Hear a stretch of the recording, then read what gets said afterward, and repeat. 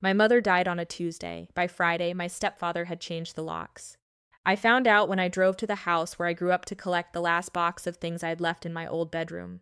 Some books, a jewelry box my grandmother had given me, the photograph albums my mother had kept in the hall closet since before I was born. I stood on the front porch with my key in my hand, and it didn't turn. I knocked, he answered.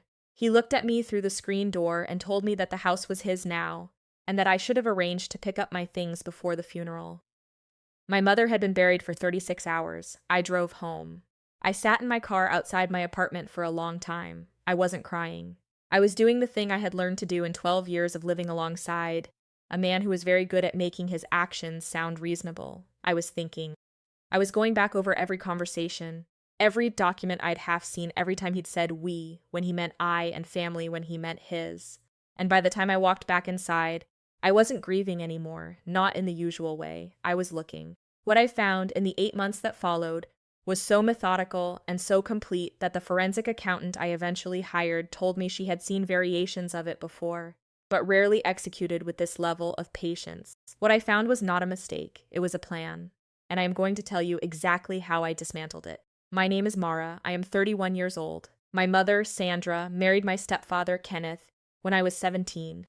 I was already mostly out of the house by then, working part-time, saving for college, counting down to independence the way kids from complicated households do. My father had left when I was 9, and my mother had spent 8 years rebuilding something stable out of what he left behind. When she met Kenneth, she was tired in a way I understood even at 17. He was steady and attentive, and he seemed to genuinely love her. I told myself that was enough. For the first few years it felt like it was. Kenneth was not cruel, he was not loud. He was not the kind of stepfather you'd find in a cautionary story about obvious abuse. He was something quieter than that. A man who was very skilled at positioning himself as the reasonable one, the patient one, the one who was simply trying to keep the peace in a complicated family situation. He had 2 adult children from his first marriage, a son named Garrett and a daughter named Wren. They were cordial to me in the way people are cordial to someone they don't consider a threat. We were not close. We were not meant to be. There was one moment early on that I have thought about many times since. I was 20, home for a weekend, and I found my mother at the kitchen table going through a stack of papers. Bank statements, I think, or something like them. When Kenneth came in and saw what she was doing, his expression didn't change. His voice didn't change. He just said very calmly, "Sandra, I told you I handle all of that. You don't need to be going through those." And my mother closed the folder and slid it across the table to him. She didn't argue. She didn't look embarrassed. She just looked relieved almost, like being told she didn't need to worry was a kindness. I was 20 years old and I thought nothing of it. I thought, he takes care of her. I thought, that's a good thing. I have thought about that moment every week for 8 months. What I did not understand then, what I could not have understood, because I was 19 and then 21 and then 24 and caught up in my own life, was that Kenneth had arrived at my mother's door not just with affection, but with a long-term financial strategy. I know that sounds like the kind of thing you say when you're angry and grieving. I know it sounds like conspiracy. I am going to show you the math. My mother's name was Sandra Reyes. She was 51 years old when she married Kenneth. She owned her house outright, a 3-bedroom in a suburb 40 minutes outside the city, purchased during the settlement from my father's departure, paid off by the time I left for college. She had a retirement account she had been contributing to since her late 20s. She had a life insurance policy that she had maintained for 20 years, with me listed as the sole beneficiary since the day my father left. She had savings. Not a large amount, but real savings, the kind that come from a person who spent years making careful choices with not quite enough money. By the time she died, 12 years into her marriage to Kenneth, the house had been refinanced twice. The retirement account had been cashed out early, and the penalty absorbed without explanation. The savings were gone. And the life insurance policy, the one with my name on it, the one my mother had maintained for 20 years, had been changed 18 months before she died. The new beneficiary was Kenneth himself. I did not know any of this at the funeral. I did not know it when he changed the locks. I began to find out 3 weeks later when my mother's oldest friend, a woman named Donna who had known her since they were in their 20s, called me and asked if I was all right. I said I was managing. She was quiet for a moment, and then she said, "Mara, I need to tell you something, and I need you to listen to the whole thing before you react." She told me that 6 months before my mother died, while she was still in treatment, she had called Donna and told her she was frightened, not of dying. She had made her peace with that, more or less. She was frightened of what would happen after. She told Donna she had been asking Kenneth about the accounts for months, and he kept telling her it was all handled, all organized, that she didn't need to worry about it. She told Donna she had found a piece of paper with numbers on it that didn't match what she thought the accounts contained, and when she asked Kenneth about it, he said she was confused from the medication, and he would explain everything when she was feeling stronger. She never felt stronger.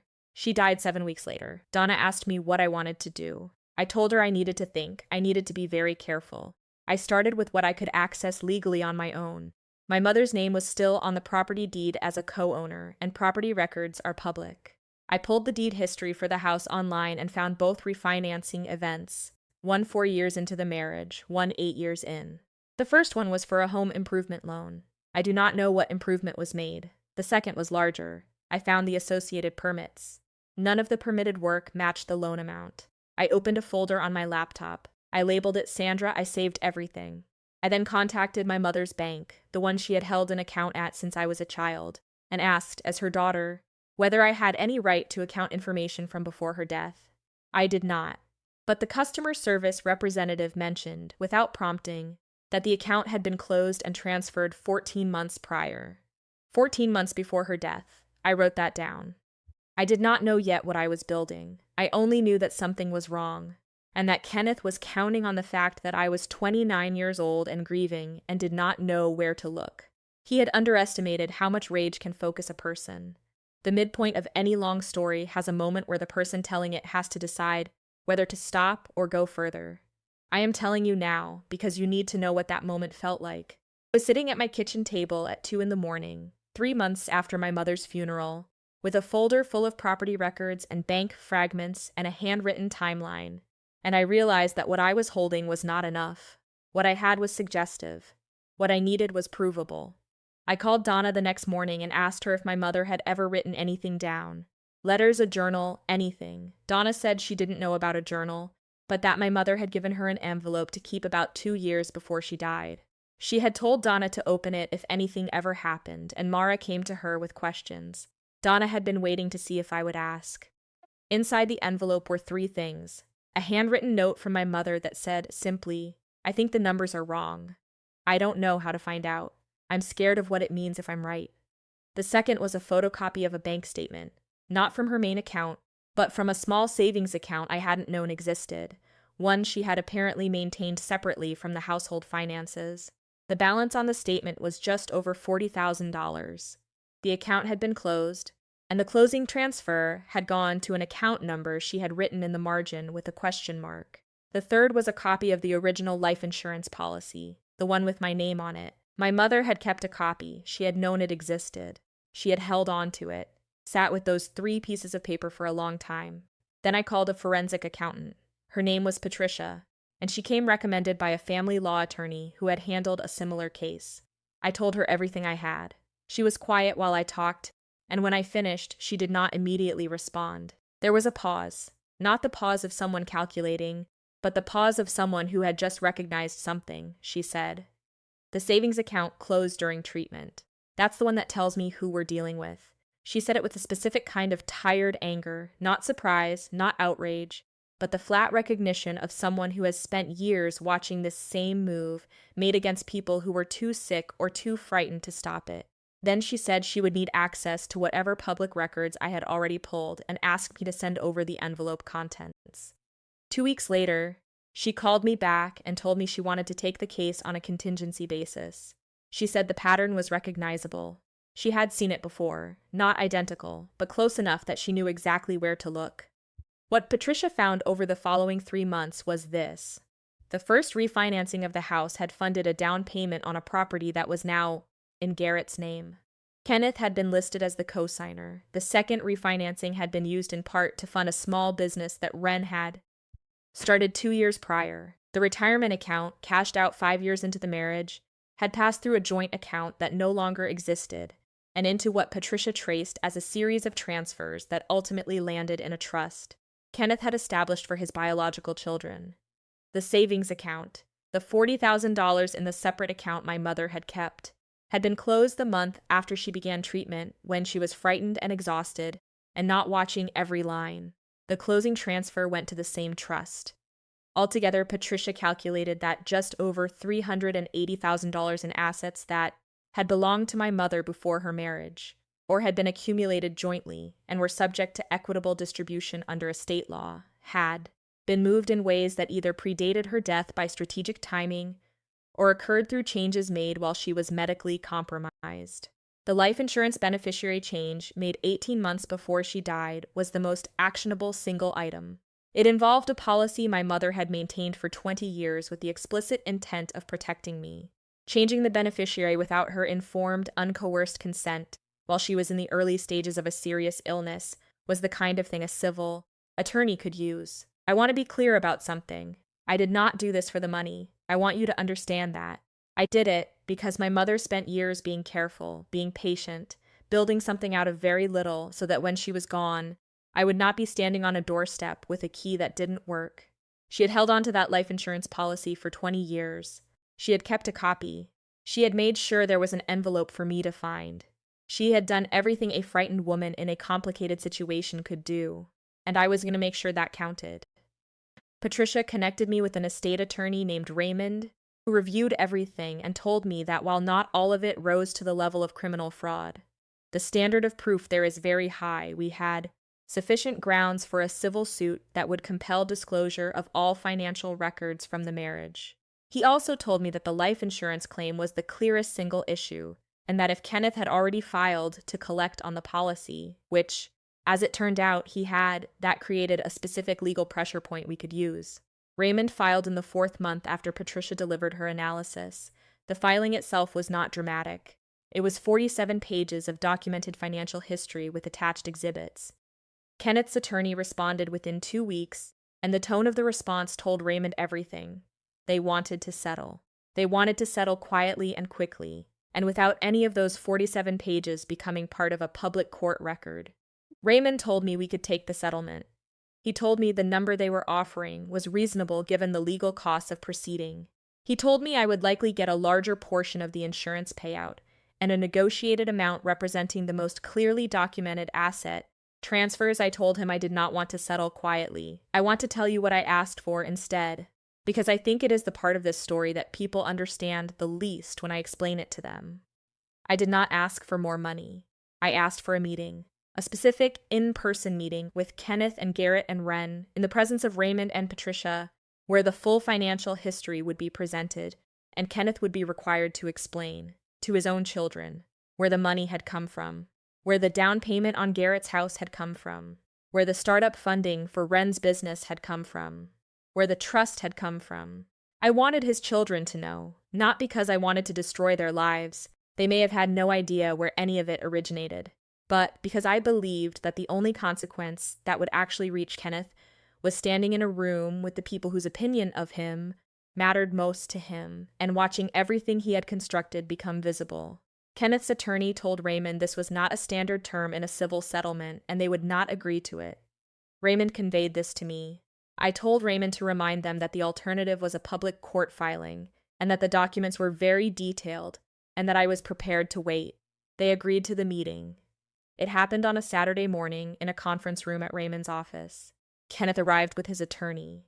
Garrett and Wren arrived separately, and I could see from the way they looked at each other that they had not been told what the meeting was about.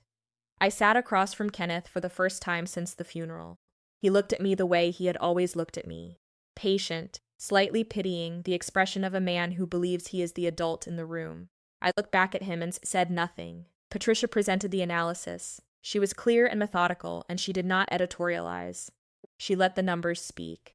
Garrett asked 3 questions during the presentation, each one quieter than the last. Wren stopped taking notes about halfway through and just sat very still. Kenneth's attorney interrupted twice, and Raymond calmly directed attention back to the documentation each time. When Patricia finished, the room was silent for a long moment. Then Garrett said, very quietly to his father, "Is this real?" Kenneth started to speak, the patient voice, the reasonable framing, and Garrett held up his hand and said, "I'm not asking your attorney, I'm asking you." Kenneth did not answer. not the way Garrett needed him to. The settlement that followed was structured over 6 weeks of negotiation. Not all of it was recoverable. Some of the transfers had moved through too many channels to reach a legally clean endpoint. But the life insurance policy was different. That one was clear. Raymond had built the strongest portion of the case around it, and when the final terms were agreed to, there was one condition I had added that his attorney had tried to remove 3 times, and Raymond had refused to budge on each time. Kenneth would sign the relinquishment of his claim on the policy in the same room, at the same table, with Garrett and Wren present. On the day of the signing, Raymond placed the document in front of Kenneth. Patricia sat to my left. Garrett sat across from his father. Kenneth picked up the pen and held it for a moment longer than necessary. The last pause of a man who had spent 12 years making every move look reasonable, and then he signed it. The full policy value, the one my mother had maintained for 20 years with my name on it, came back to where she had always intended it to go. I did not feel triumph when I watched him sign it. I felt something quieter than that. I felt my mother's handwriting on that notepad. I think the numbers are wrong, become an answered question. I did not get everything my mother had lost. But I got the part she had most wanted me to have. And I got the acknowledgement, which was the part I had asked for. And I got Garrett calling me 3 months later, not to apologize exactly. There was nothing to apologize for on his part, but to say that he had hired his own attorney to look at the structure of the assets he'd received, and that he was in the process of making something right that he hadn't known was wrong. That call is the part of this story I return to most often. My mother's name was Sandra Reyes. She was careful and patient, and she built something out of very little, and she held onto a copy of a 20-year-old insurance policy because she wanted to make sure I would know she had tried to protect me. She could not stop what was happening to her in those last frightened months, but she left enough for me to find, and I found it. I think about what she said in that voicemail to Donna. I think the numbers are wrong. I don't know how to find out. She was right about the first part, and she raised someone who figured out the second part. Some people steal not because they need to. They steal because they have decided that no one is looking closely enough to stop them.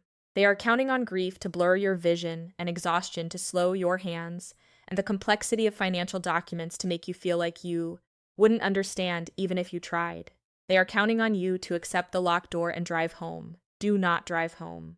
If you felt something shift in you while you were listening to this story, if something in it landed too close, if you recognized the patience of a person who was certain they would not be caught, stay with that feeling. Share it with someone. Look at what you have been told not to look at. You do not have to have all the answers on the first day. You only have to decide to look. If this story reached you, leave a comment below. Subscribe if you want to hear the next one. And remember what my mother knew. Even when she was frightened, she left a copy. Because she believed, somewhere in the part of her that had not given up yet, that someone would come looking. She was right.